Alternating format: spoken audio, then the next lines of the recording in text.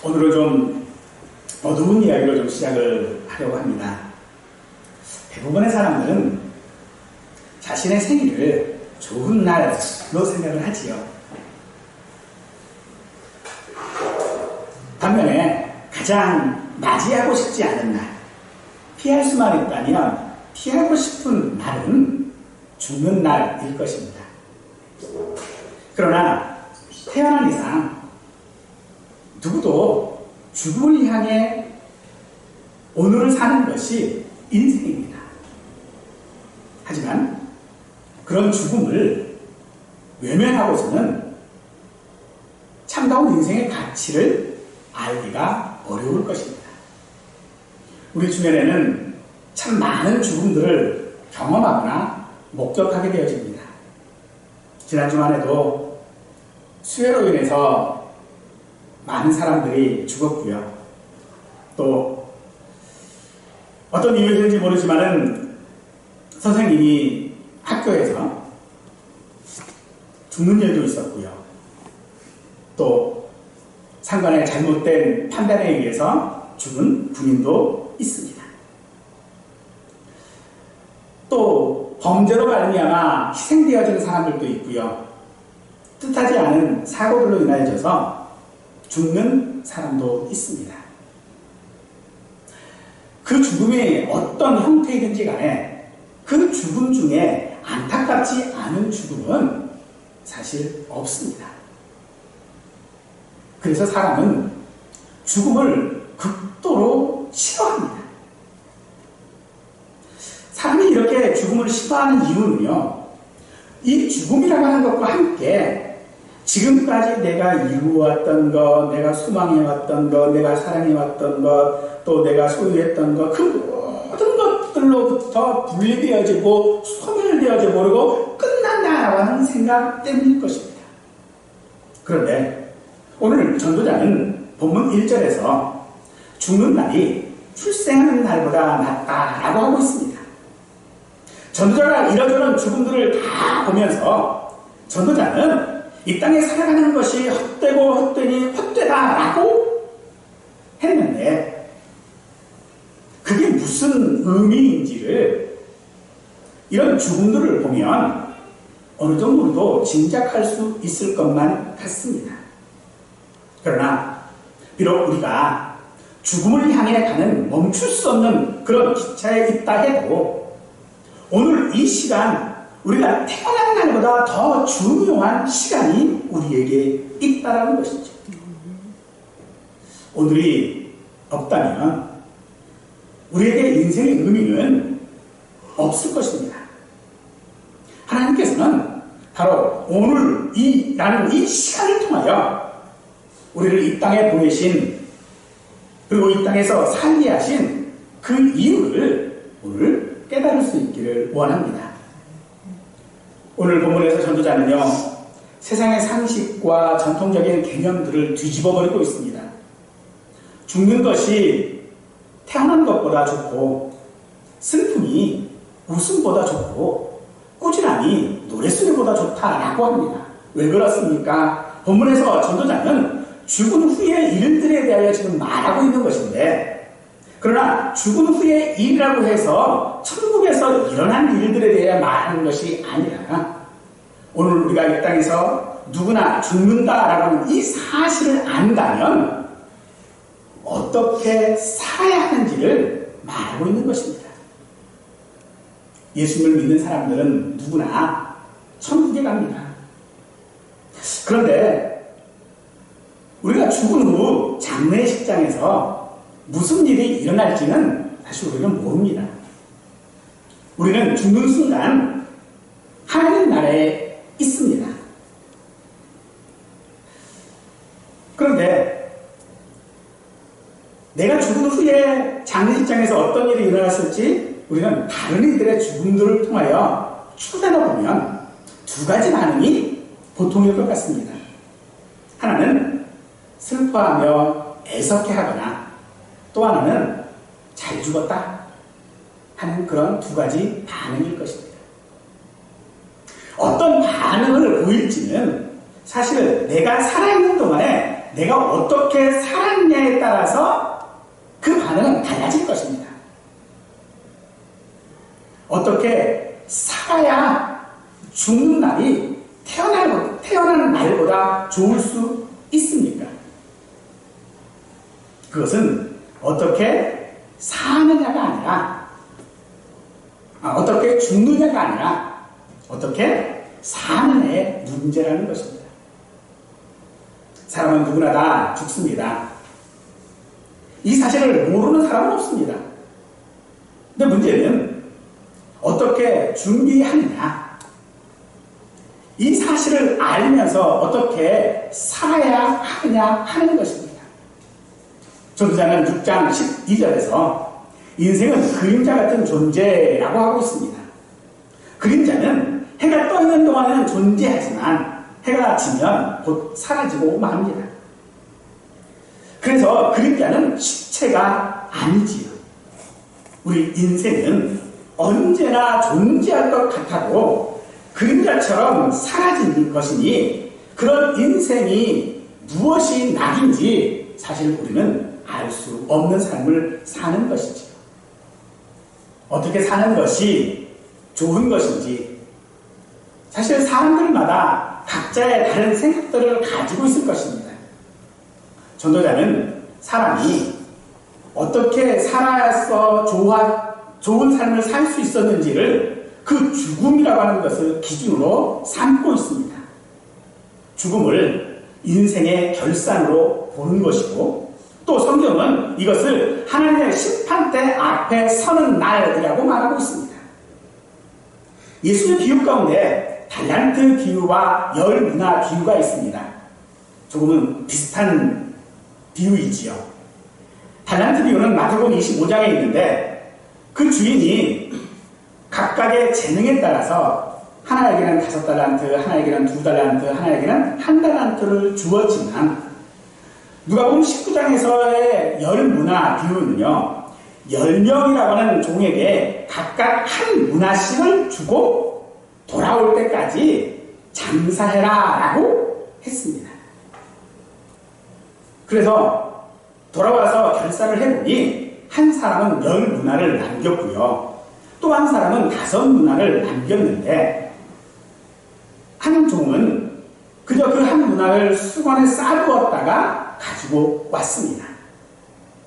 주인은 그 한 문화를 10문화 가진 자에게 주면서 무릇 있는 자는 받겠고 없는 자는 그 있는 것도 빼앗기리라 라고 하십니다.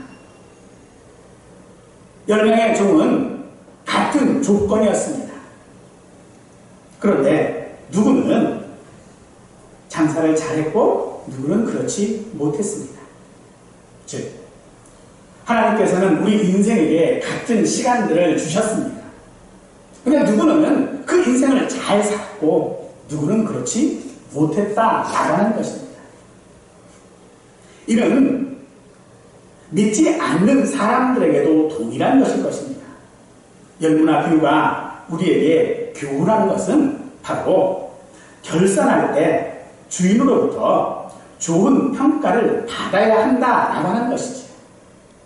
그래서 누가복음 19장 17절 말씀처럼 잘하였도다 착한 종이여 내가 지극히 작은 것에 충성하였으니 10골 권세를 차지하라 라고 하는 칭찬이 오늘 저와 우리 모두의 인생에 있기를 간절히 축원합니다. 사도 바울은 디모데 후서에서 이 사실을 분명히 하고 있습니다. 디모데 후서 4장 8절 말씀에 이제 포로는 나를 위하여 의의 면류관이 예비되어 있으므로 주 곧 의로우신 재판장이 그날에 내게 주실 것이며 내게만 아니라 주의 나타나심을 사모하는 모든 자에게다라고 하고 있죠.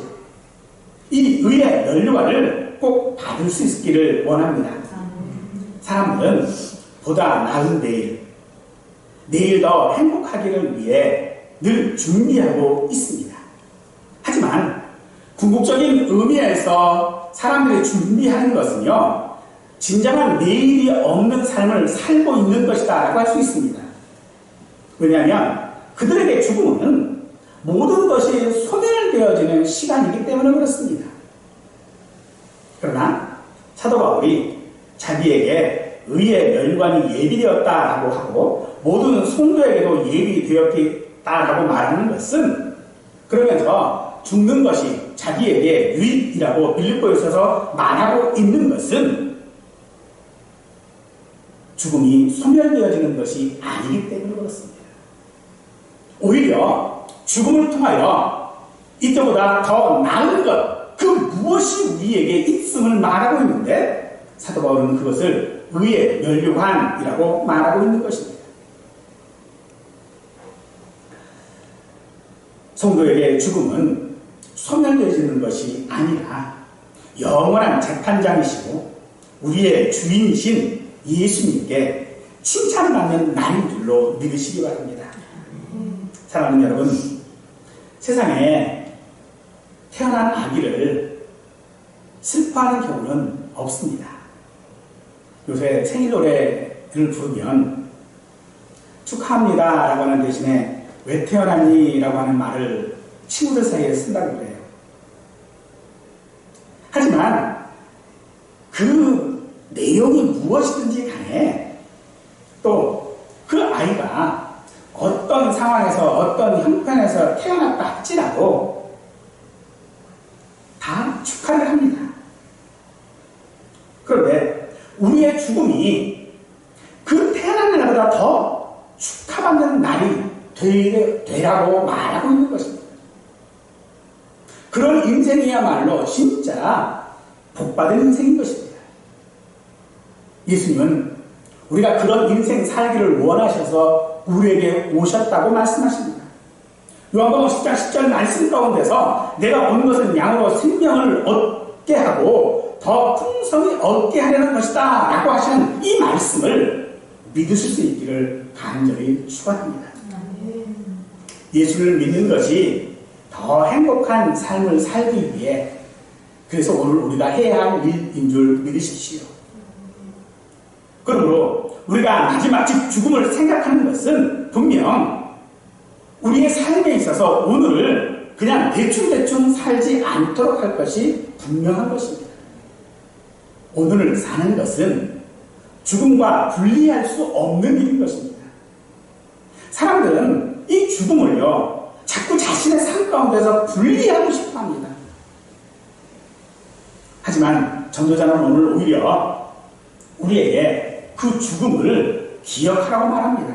2절에서 산자는 그것을 그 마음에 둘지어다 라고 말하고 있습니다. 죽음을 잊으려 하면 할수록 우리가 살아가는 삶의 의미도 함께 잃어버릴 수밖에 없습니다.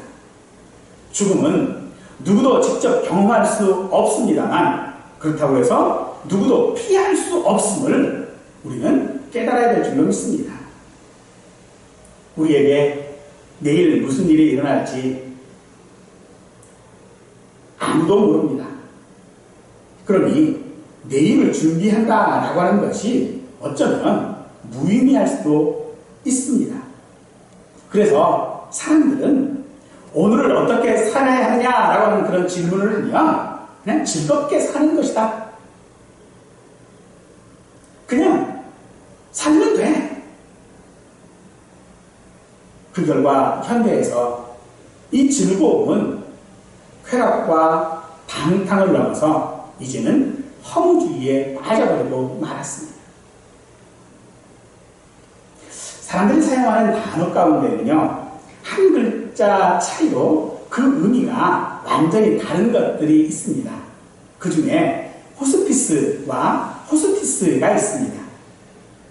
호스티스는 달콤한 쾌락에 사람들을 취하게 해서 인생의 마지막을 잊어버리도록 하는 유혹하는 것이라고 한다면 호스피스는 인생의 마지막의 의미를 알도록 도와주는 것이다 할 수 있을 것입니다. 오늘 우리가 해야 하는 일은 그래서 나 자신에게 스스로 호스피스가 되라는 것입니다. 그래서 매일 4시간 하나님을 생각하며 오늘의 삶을 살아야 하는 것입니다. 그래야 하나님께서 이 땅에 나를 보내신 목적을 잃지 않고 살아갈 수 있는 것입니다. 또 다른 의미에서 차이가 있는 단어가 하나 있는데 그것은 유서와 유언장입니다.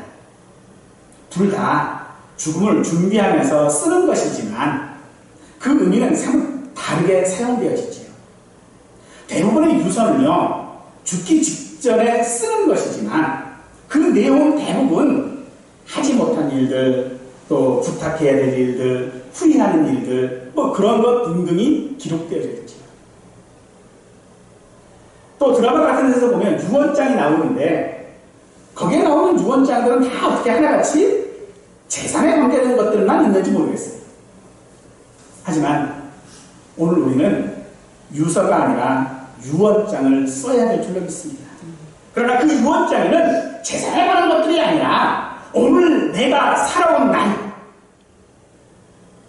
오늘 내가 사랑으로 말미암아 내가 소망하는 것들이 그 유언장에 있어야 할 줄로 믿습니다. 그래서 우리는 미리 오늘을 사는 것이 곧 나의 마지막을 준비하는 유언장이 되어져야 하는 것입니다. 우리는 살면서 준비라는 것을 참 많이 합니다. 하나를 준비하면 또 다른 준비를 해야 하는 것이 인생일 것입니다. 산다는 것이 이처럼 준비하는 일의 연속이라고 할 수도 있을 것입니다. 그런데 사람들이 유일하게 준비하지 않는 일이 있는데 그게 바로 죽음입니다. 죽음을 준비한다라고 하는 것은 오늘 나에게 주신 하나님의 뜻을 분별하는 일인 줄 믿으십시오. 3절에서 전도자는 슬픔이 웃음보다 나음은 얼굴에 근심하는 것이 마음에 유익하기 때문이다 라고 말하고 있습니다. 전도자가 말하는 이 슬픔은 삶에 대한 비관에서 나오는 그런 슬픔과 근심을 말하는 것이 아닙니다.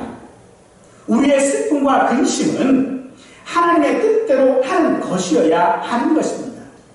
하나님의 뜻대로 하는 근심은 후회할 것이 없는 구원에 이르는 회개에 이르지만 세상 근심은 사망을 이룬다고 고린도후서에서 바울은 말하고 있습니다. 하나님께서 우리로 근심하게 하는 것 중 하나는요, 형통한 날과 권고한 날이 서로 교차한다는 것이겠죠. 전도자가 말하는 웃음 또한 우리 마음에서부터 솟아나오는 웃음이 아니라 아무 의미 없는 개그가 주는 그런 억지 웃음 또는 헛웃음을 의미합니다. 사람들은 억지 웃음을 통해서라도 행복해하고 싶어합니다. 실제로 이 억지 웃음이라도 웃으면 우리 뇌가 행복물질이라는 도파민을 분비한다라고는 합니다. 하지만 그것은 허무한 인생의 해결책이 되지 못합니다. 돌아가면 허무한 꿈은 더 커져갔을 것이고 더 많은 억지 웃음으로 덮어야 하겠지만 결코 덮을 수 없을 것입니다. 그래서 전도자는 다시 4절에서 지혜자의 마음은 초록집에 있으되 우매한 자의 마음은 흙집에 있느니라 라고 하는 것입니다. 오늘을 잘 살려면 우리는 그래서 하나님의 책망, 즉 말씀을 들어야 하는 것입니다. 5절에서 지혜로운 사람의 책망을 듣는 것이 우매한 자들의 노래를 듣는 것보다 나으니라 라고 하는 것이지요. 만약 우리가 말씀을 듣지 못한다면 우리는 어리석은 자가 되어 억지 웃음만 찾아다니다가 영원한 재판장 앞에 서는 날 악한 종이라고 하는 책망을 듣고 그 있는 것도 빼앗기는 자가 될 수밖에 없는 것입니다. 오늘을 산다는 것은 또 어제의 삶에 기대지 않는 것입니다. 오늘 우리가 사는 것은 어제 때문이 아니라 내일 때문이어야 한다는 것입니다. 사람에게는 지우고 싶은 흑역사들이 있지요. 바꿀 수만 있다면 바꾸고 싶은 그런 과거가 있겠지만 그 과거 때문에 오늘 해야 할 일을 하지 않는다면 그것처럼 무의미한 일이 없을 것입니다. 어떤 이유로 그런 일이 일어났는지 몰라도 어제는 이미 지나간 시간입니다. 물론 반성은 필요한 일이겠지만 후회가 반성은 아닙니다. 진짜 반성은요, 어제와 같은 오늘을 살지 않는 것입니다. 그래서 사도 바울은 그것을 배설물이라고 말하고 있는 것입니다. 사랑하는 성도 여러분, 우리의 옛사람은 죄 때문에 이미 죽었습니다. 그리고 오늘 사는 나는 예수님께서 주신 새 생명으로 사는 자인 줄 믿으시기 바랍니다. 고린도서 5장 17절 말씀에 그런즉 누구든지 그리스도 안에서는 새로운 피조물이라 이전 것은 지나갔으니 보라 새 것이 되었도다 라고 했고, 에베소서 4장에서는요 구속을 따르는 옛사람은 벗어버리고 하나님을 따라 의와 진리와 거룩함으로 지으심을 받은 새 사람을 입으라 라고 했습니다. 오늘 우리의 삶이 형통할 수도 있고 곤고할 수도 있을 것입니다. 그것이 어떤 날이 되었건 오늘 우리가 해야 할 일은 하나님을 경외하는 일, 즉 하나님을 믿는 일인 줄 믿으십시오. 요한복음 14장 1절 말씀에 너희는 마음에 근심하지 말라 하나님을 믿으니 또 나를 믿으러 가신 예수의 말씀을 들을 수 있는 우리 모두가 되기를 간절히 축원합니다. 잘 아시는 시편 23편에서 다윗은 하나님이 자신을 의의 길로 인도하신다라고 노래하고 있습니다. 우리 삶에도 하나님의 인도하심이 있어야 오늘보다 좋은 내일을 살 수 있는 줄 믿으십시오. 하나님께서는 우리를 인도하시는 방법이 바로 말씀입니다. 소위 말하는 직통계시, 어떤 영적인 능력들로 인도하는 것이 아닙니다. 하나님의 말씀으로 우리를 인도하신다라고 하는 것은 우리가 성경을 읽고 묵상할 때 성령께서 알게 하시는 것입니다. 때로 우리가 부족해서 잘 깨닫지 못하면 목사의 설교를 통해 알게 하시기도 합니다. 그럼 하나님의 인도를 받아 오늘 해야 할 일이 무엇입니까? 그것은 하나님의 이름을 더럽히지 않는 것입니다. 돈 때문에 체면이고 양심이고 믿음이고 헌신처럼 다 내팽개쳐버리지 말라는 것입니다. 많은 돈을 소유하지 못했어도 지금 있는 것이 하나님의 은혜인 줄 알고 감사하는 것이 바로 하나님의 이름을 더럽히지 않는 것입니다. 하나님을 믿는 사람으로 사는 것이 하나님의 이름을 더럽히지 않는 것이고 의롭게 사는 것이고 믿음으로 사는 것인 줄 믿으십시오. 하나님께서 허락하신 것들은 모두 하나님의 이름을 위한 것들입니다. 그래서 주신 것으로 자기의 낭만 즐기고 이웃을 돌아보지 않는 것도 하나님의 이름을 더럽히는 일이 되어지는 것입니다. 그럼 우리의 이름은 무엇입니까? 요한복음 1장 12절 말씀에 영접하는 자 곧 그 이름을 믿는 자들에게는 하나님의 자녀가 되는 권세를 주셨다라고 알고 있습니다. 이것이 우리의 이름이고 우리가 지켜야 할 하나님의 이름인 줄 믿으십시오. 우리가 믿음으로 산다고 해서 우리가 하는 모든 일들이 잘 되어지지는 않을 것입니다. 우리가 말씀을 따라 순종한다고 해서 고난이 없는 것도 아니고 어려운 일을 당하지 않는 것도 아닐 것입니다. 그렇다고 해서 믿음으로 살 필요가 없거나 순종할 필요가 없거나 의롭게 살아야 할 이유가 없는 것이 아닙니다. 믿는다는 것은요, 그런 일을 당해도 하나님께 주신 나를 누리고 하나님을 영화롭게 하는 것인 줄 믿으십시오. 그래야 출생이 죽음보다 낫고 웃음이 슬픔보다 좋다는 것이 세상의 상식인 것을 전도자처럼 뒤집을 수 있는 것입니다. 죽음과 슬픔이 더 나은 것이라고 고백한 이 전도자의 고백이 오늘 저와 우리 모두의 고백이기를 원합니다.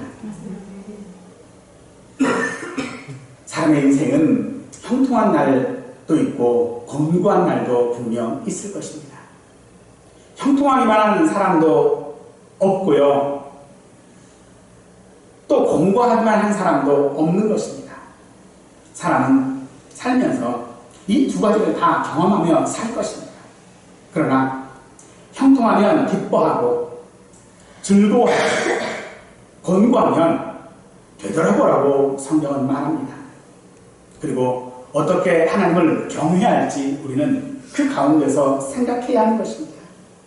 오늘 우리가 형통하든지 권고하든지 우리가 해야 할 일은 하나님을 경외하는 일입니다. 비록 우리가 그 일에 있어서 1보 전진하고 2보 후퇴한다 할지라도 하나님을 경외하며 살려는 우리와 함께 하나님은 함께 하시는 줄 믿으십시오. 그 믿음으로 살아가는 사람만이 마지막을 고대하는 사람이 되어질 수 있는 것입니다. 사람은 누구나 다 죽습니다. 그리고 그 죽음 후 하나님의 심판대 앞에 서게 될 것입니다. 우리가 죽은 후 하나님의 심판대 앞에 섰을 때에 하나님의 칭찬이 우리에게 있기를 원합니다. 그것은 우리가 이 땅 가운데서 내가 하나님의 이름을 더럽히지 아니하고 하나님의 영광을 위하여 살아갔을 때에 가능한 일이며, 바로 그것은 내가 어떤 선한 행위를 하는 것이 아니라 내 모든 일상 가운데서, 내 모든 삶의 가운데서 그것이 즐거우나 슬프나 억울하거나 혹은 가난하거나 부자이거나 그것이 무엇이 되었던 간에 예수님을 믿는 자로 살아가는 것, 하나님의 자녀로 살아가는 것이 오늘 우리가 해야 할 일이고, 또 그렇게 할 때에 우리는 하나님의 성도로서, 자녀로서 살아가는 것입니다. 예수님은 우리의 그런 모든 날들, 그 모든 날들을 위하여 우리를 구원하신 분이시고, 우리가 그 모든 날 동안에 의지해야 할 분인 줄 믿으십시오. 그러므로 모든 것을 허락하셨다는 것을 의심하지 말고 하나님이 없는 삶을 살고자 하는 그런 무의미하고 헛된 시도를 멈추어야 합니다. 사랑하는 성도 여러분, 혹여 말씀이 우리가 성경을 묵상하다가 혹여 설교를 듣다가 우리의 허물과 죄가 생각나거든 오늘의 권고함이 우리 인생의 허무함을 깨닫게 한다면, 사랑하는 성도 여러분, 우리는 그것에 대하여 애통해야 할 것입니다. 그러므로 그런 애통은 우리로 진정 더 행복한 삶을 살도록 우리를 하나님 앞으로 인도할 것입니다. 그래서 예수님은 우리에게 마태복음 5장 4절에서 애통하는 자는 복이 있나니 그들이 위로를 받을 것이며 라고 말씀하신 것입니다. 우리의 주어진 환경으로부터 행복한 사람이 우리는 복이 있는 사람이라고 생각합니다만, 예수님은 애통하는 자가 복이 있다라고 말씀하십니다. 무엇에 대한 애통입니까? 세상적인 슬픔으로 인한 소유하지 못하고 있는 것들을 빼앗기는 것에 대한 것들에 대한 슬픔이 아닙니다. 예수님께서 말씀하시는 애통은 하나님을 영화롭게 하지 못하고 하나님의 주신 것들을 즐거움을 누리지 못하는 그런 애통입니다. 죄에 대한 애통이고요, 하나님을 근심하게 하는 애통입니다. 또한 지옥으로 가는 이들에 대한 불쌍한 애통입니다. 왜 애통하는 자가 복이 있습니까? 하나님의 위로를 받기 때문입니다. 비록 그 위로가 즉시로 내게 이루어지지 않는다 해도 하나님은 우리를 위하여 많은 위로를 준비하셨을 뿐만 아니라 또 그 준비된 위로를 우리가 이 땅 가운데서 받고 살 뿐 아니라 천국에서도 받고 살기를 원하십니다. 그래서 나사로와 같이 아브라함의 품에 거할 것이라고, 그리고 우리 눈의 눈물을 닦아주실 줄 믿으시기 바랍니다. 하나님의 위로를 받는 우리에게 그 위로가 더 좋은 내일입니다. 내일 우리가 죽는다 해도 하나님의 위로가 있다면 그날은 더 좋은 날인 줄 믿으십시오. 이런 믿음이 우리에게 있을 때에 태어난 날보다 죽는 날이 좋은 것이고 어제보다 오늘이 행복하고 오늘보다 내일이 더 행복하게 될 것입니다. 그러므로 우리는 하나님의 위로가 있음으로 말미암아 내일이 불안하고 두려운 것이 아니라 설레고 기대가 되어지는 내일일 것입니다. 이런 삶을 사는 것이 오늘 우리의 삶이고 예수님께서 약속하신 풍성한 삶이며 애통하는 자녀가 향한 하나님의 위로인 줄 믿으시고 사랑하는 성도 여러분, 하나님의 자녀답게 오늘을 믿음으로 사실 수 있기를 원합니다. 그리하여 우리가 죽는 날 하나님의 위로를 다 받으실 수 있기를 간절히 축원하겠습니다.